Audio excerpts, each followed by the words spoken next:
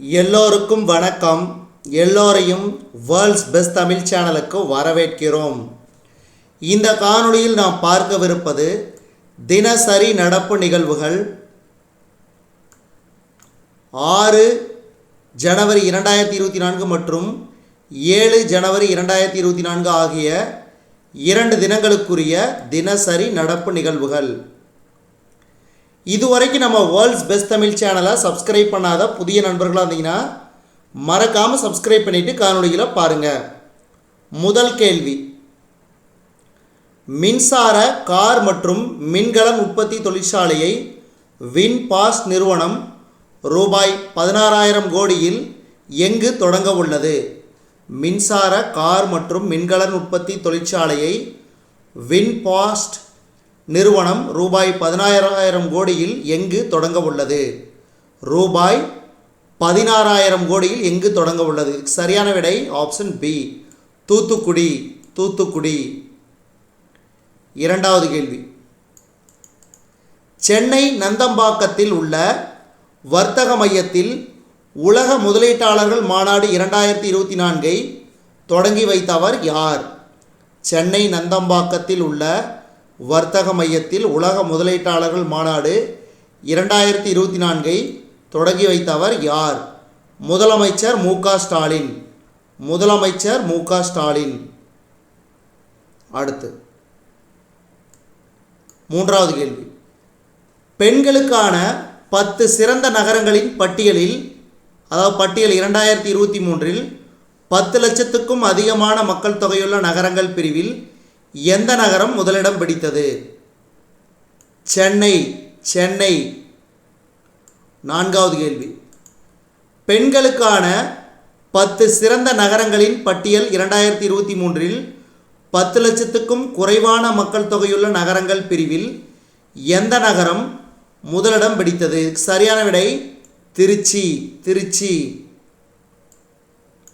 ஐந்தாவது கேள்வி, ஆதித்யா விண்கலம் திட்டமிட்ட இலக்கான L1 புள்ளியை எப்போது வெற்றிகரமாக எட்டியதாக இஸ்ரோ அறிவித்தது? இதுக்கு சரியான விடை 6 ஜனவரி 2024. இந்த ஆதித்யா விண்கலங்கிறது என்னது? சூரியனை ஆராய்ச்சி செய்ய இஸ்ரோவால் அனுப்பப்பட்ட விண்கலம் ஆதித்யா என்பது குறிப்பிடத்தக்கது. உத்தரப்பிரதேச மாநிலத்தில் அதிக சுற்றுலா பயணிகளை கண்ட இடங்களில் முதலிடம் பிடித்த நகரம் எது? சுற்றுலா பயணிகளை கண்ட இடங்களில் முதலிடம் பிடித்த நகரம் காசி. காசி முதலிடத்திலும், பிரயாக்ராஜ் 2வது இடத்திலும், அயோத்தி 3வது இடத்திலும் உள்ளது. கடந்த வருடம் 2023 வருடம். 2024 ஆண்டு இந்திய பொருளாதார வளர்ச்சி எத்தனை சதவீதமாக இருக்கும் என ஐநா கணித்துள்ளது? 2024 ஆண்டு இந்திய பொருளாதார வளர்ச்சி எத்தனை சதவீதமாக இருக்கும் என ஐநா கணித்துள்ளது? இதுக்கு சரியான விடை 6.2%. 6.2%. அடுத்து, கேரளாவில் ரூபாய் 1464 கோடி மதிப்பிலான 105 கிலோமீட்டர் நீளமுள்ள 12 தேசிய நெடுஞ்சாலை திட்டங்களை தொடங்கி வைத்தவர் யார்? கேரளாவில் ரூபாய் 1464 கோடி மதிப்பிலான 105 கிலோமீட்டர் நீளமுள்ள 12 தேசிய நெடுஞ்சாலை திட்டங்களை தொடங்கி வைத்தவர் யார்? நிதின் கட்கரி. நிதின் கட்கரி. ஒவ்வொரு ஆண்டும் உலக போர் அனாதைகள் தினம் எப்போது கடைபிடிக்கப்படுகிறது? சரியான விடை ஜனவரி 6. ஜனவரி 6.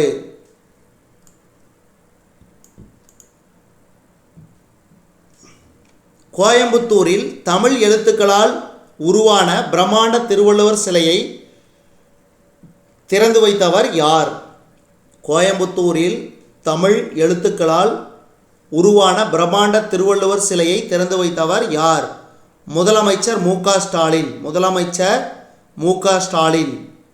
அதாவது கோவை ஸ்மார்ட் சிட்டி திட்டத்தின் ஒரு பகுதியாக குறிஞ்சிக்குளம் ஏரிக்கரை அருகே 25 அடி உயர தமிழ் புலவர் திருவள்ளுவரின் சிலை நிறுவப்பட்டுள்ளது.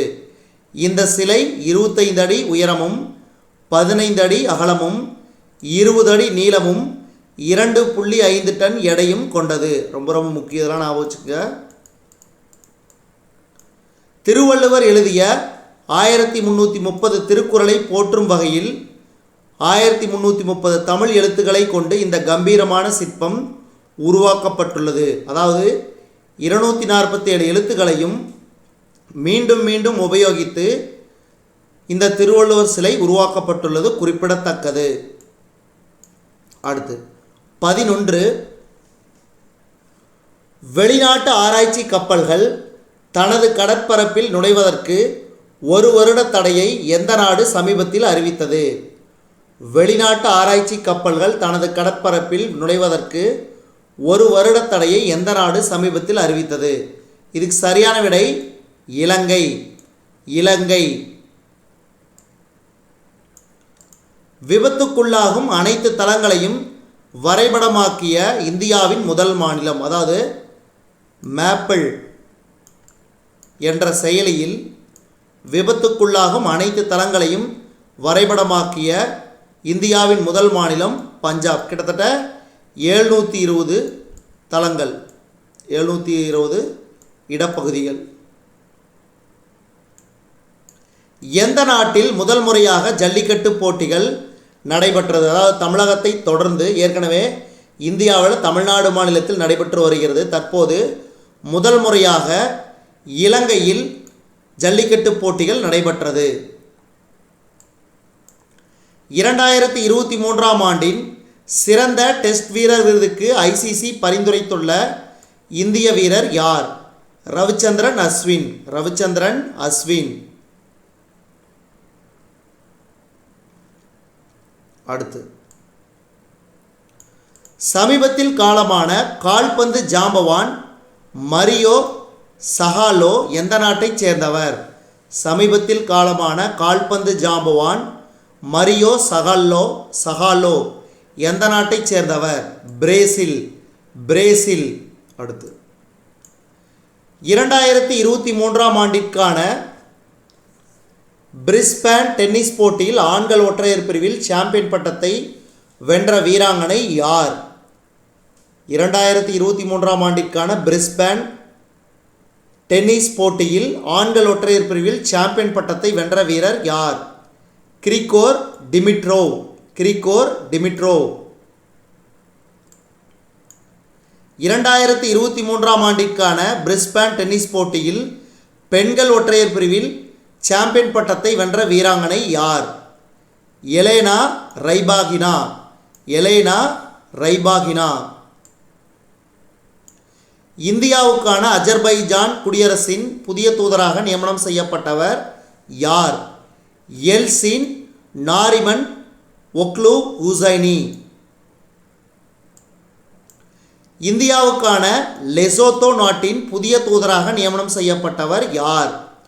இதுக்கு சரியான விடை லெபோஹாங் வாலண்டைன் மொச்சாபா.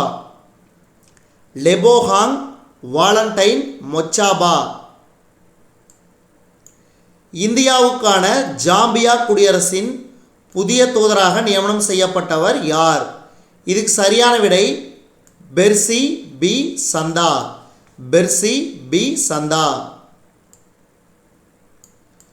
இந்தியாவுக்கான இலங்கை நாட்டின் புதிய தூதராக நியமனம் செய்யப்பட்டவர் யார்? இதுக்கு சரியான விடை சேனுகா திரேனி செனவி ரத்னா. சேனுகா திரேனி செனவி ரத்னா. இந்தியாவுக்கான கிரேக்க நாட்டின் புதிய தூதராக நியமனம் செய்யப்பட்டவர் யார்? இந்தியாவுக்கான கிரேக்க நாட்டின் புதிய தூதராக நியமனம் செய்யப்பட்டவர் அலிகி கவுட்சோமிடோ பவுலோ. கவுட்சோமிடோ பவுலோ. தமிழ்நாட்டில் ஜியோ நிறுவனம் ரூபாய் 35,000 கோடி முதலீடு செய்துள்ளது என்று ரிலையன்ஸ் குழுமத் தலைவர் முகேஷ் அம்பானி தெரிவித்துள்ளார். உலக முதலீட்டாளர்கள் மாநாட்டில் மத்திய அமைச்சர் பியூஷ்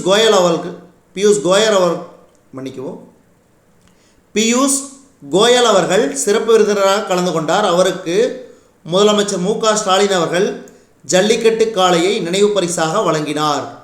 அடுத்து, சென்னையில் நடைபெற்ற உலக முதலீட்டாளர்கள் மாநாடு 2024 முதல் நாளில் ரூபாய் 5.5 லட்சம் கோடி இலக்கு எட்டப்பட்டு சாதனை படைக்கப்பட்டுள்ளது.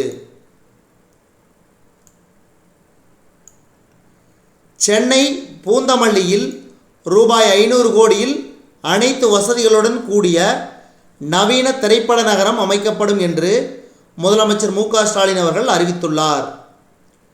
2030ஆம் ஆண்டுக்குள் தமிழகத்தை $1 டிரில்லியன் பொருளாதாரம் கொண்ட மாநிலமாக மாற்றுவோம் என முதலமைச்சர் மு.க. ஸ்டாலின் இலக்கு நிர்ணயித்துள்ளார்.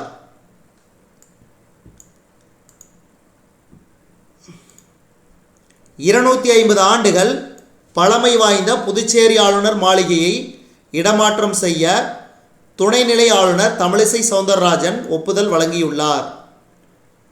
உத்தரப்பிரதேச மாநிலம் அயோத்தியில் புதிதாக கட்டப்பட்டுள்ள விமான நிலையத்திற்கு மகரிஷி வால்மீகி சர்வதேச விமான நிலையம் என பெயர் சூட்டும் பரிந்துரைக்கு மத்திய அமைச்சரவை ஒப்புதல் வழங்கியுள்ளது.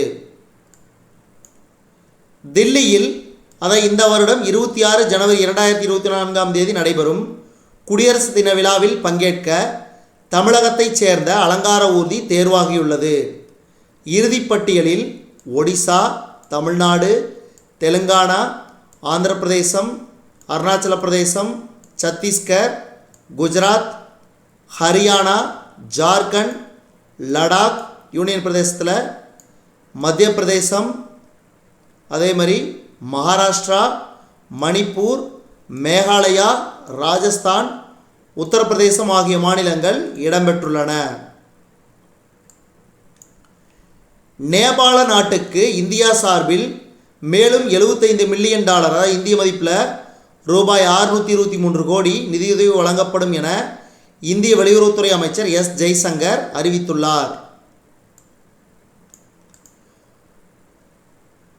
விண்வெளியில் சோதனை முயற்சியாக 180 வாட்ஸ் மின் உற்பத்தியை மேற்கொண்டு இந்திய விண்வெளி ஆய்வு நிறுவனம் சாதனை படைத்துள்ளது. புவி அறிவியல் ஆராய்ச்சி மற்றும் கண்காணிப்பு தொடர்புடைய ரூபாய் 4797 கோடி மதிப்பிலான பிருத்வி விக்யான் திட்டத்துக்கு மத்திய அமைச்சரவை ஒப்புதல் அளித்தது. புவி அறிவியல் ஆராய்ச்சி மற்றும் கண்காணிப்பு தொடர்புடைய ரூபாய் 4797 கோடி மதிப்பிலான பிருத்வி விக்யான் திட்டத்துக்கு மத்திய அமைச்சரவை ஒப்புதல் அளித்தது.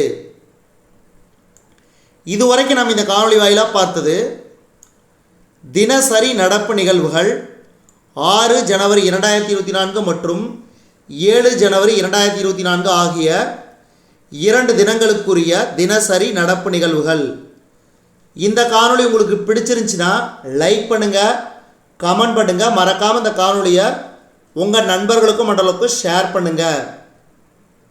மேலும் புதிய காணொளிகளுக்கு நம்ம வேர்ல்ட்ஸ் பெஸ்ட் தமிழ் சேனலோடு இணைந்திருங்கள். தொடர்ந்து நம்ம வேர்ல்ட்ஸ் பெஸ்ட் தமிழ் சேனலுக்கு சப்போர்ட் பண்ணுங்கள். நன்றி.